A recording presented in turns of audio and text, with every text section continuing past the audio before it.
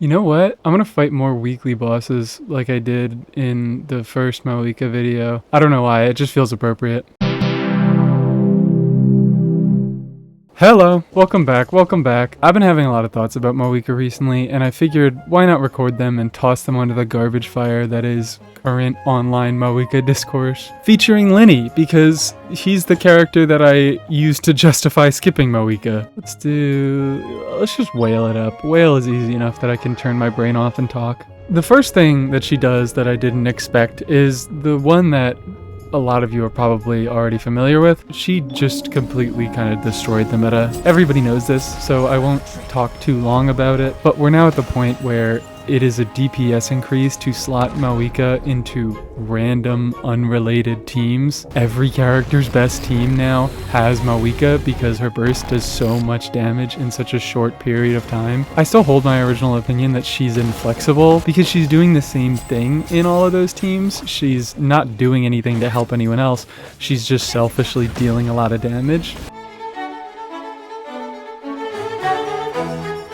I'm not all too concerned about meta or like spreadsheeting and things like that, but I think this sort of character is very, very unhealthy for the meta, and on a personal level I just find it boring. If I wanted to watch cutscenes before seeing a big flashy number on screen, I'd play Star Rail.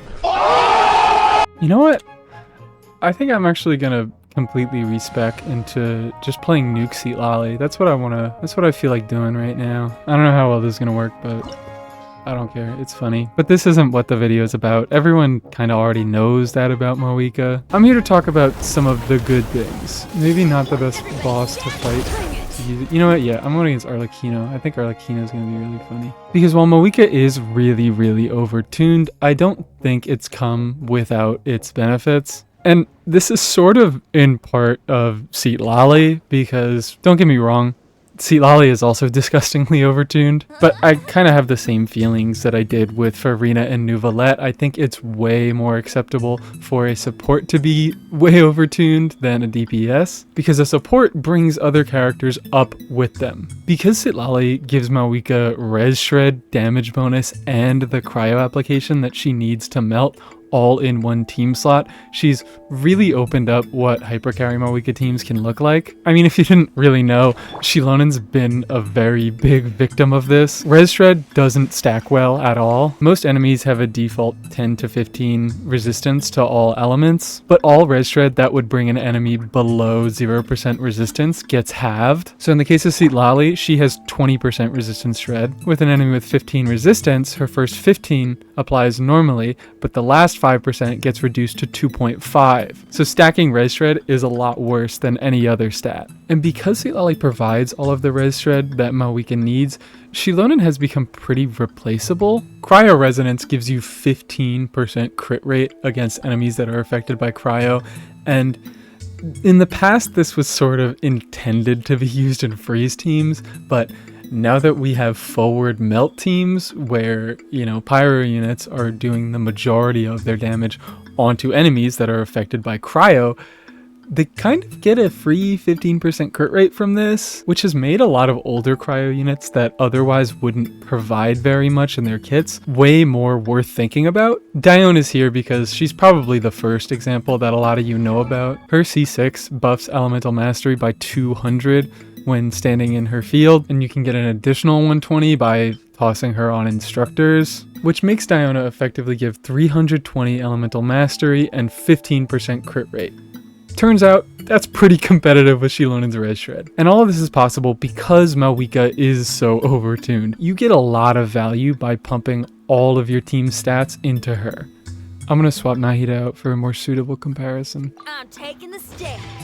So Mavuika is completely busted. Her numbers are way too high, but her overtune numbers made it so that other units who don't really have much use outside of buffing a few stats have become viable options by nature of Mavuika being so overpowered that she just needs stats pumped into her. This isn't really how I would want older units to be made relevant, but it is a way of making older units viable, and I think that's interesting. I still don't like Mavuika, I'm still not pulling her, but I don't want to deny what she brings to the table. The reason why I decided to make this video is because of the resurgence of Chongyun. Chongyun is pretty similar to Diona in that he just doesn't have a ton going on. He doesn't bring a lot to your teams, but he can be turned into an EM buffer by instructors because instructors is stupid and busted. He can equip this sword. I mean, it basically doesn't exist. It's a weapon banner weapon, but if you have it, it gives an attack bonus based on the character's elemental mastery.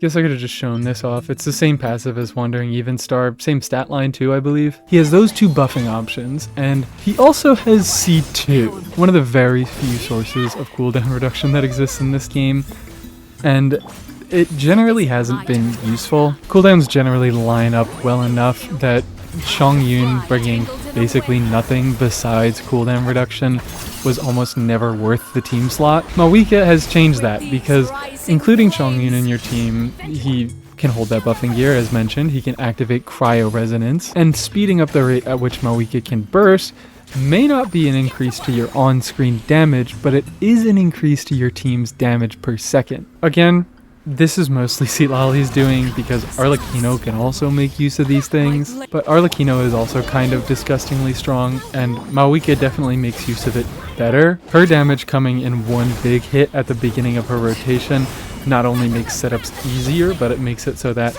buffs that last a short amount of time are less of a problem. Again, this isn't really a way I would like to see older units gain relevance, but this is what's happening. And as long as it is happening, I would prefer to look on the bright side of it. It's cool that Mavuika is so completely busted that she makes units who otherwise don't provide a lot or provide weird niche things useful. I'll show a clip on screen. I mean, I've probably been showing clips this entire time, but Mavuika, Citlali, Bennett, Chongyun clears have comparable times to Mavuika, Citlali, Bennett, Shilonen clears. This comes with the caveat that Chongyun, of course, isn't building Fighting Spirit like Shilonen is, so it can lag behind on subsequent rotations. But the fact that Chongyun and Shilonen are close at all is hilarious, and I will commend Mavuika for that. It was really messy, but it was kind of fun. So yeah, I just wanted to share some thoughts. Mavuika is poorly balanced and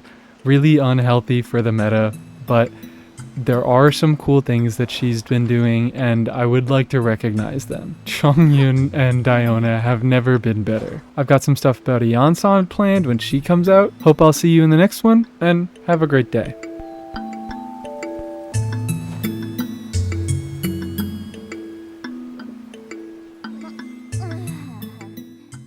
Ta-dum.